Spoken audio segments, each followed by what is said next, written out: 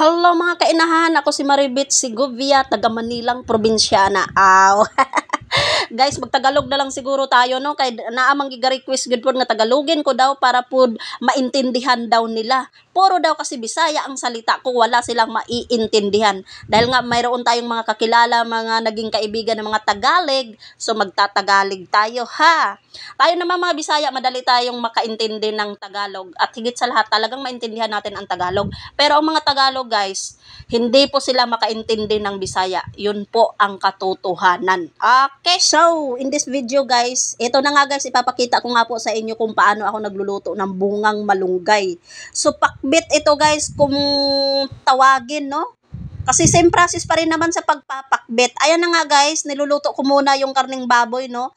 Sinasit aside ko muna bago ko ginigisa sa sibuyas, kamatis, bawang at kung ano pa. So inuluto ko muna yung karning baboy bago ko siya ginigisa kasi minsan kadalasan kasi sa mga nagluluto. Pero depende pa rin po yun kung paano natin ipaprocess ang ating pagluluto.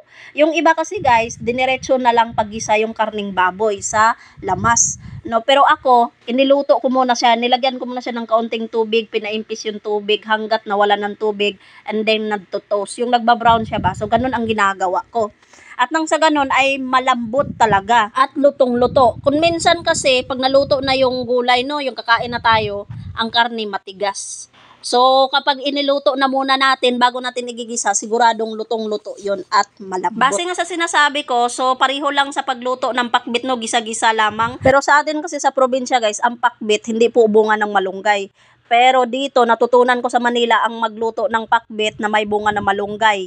Kamote, tapos kalabasa, and then naglalagay din ako ng gulay dahunan katulad ng saluyot. Mamaya sa bandang huli ilalagay ko yung saluyot dyan.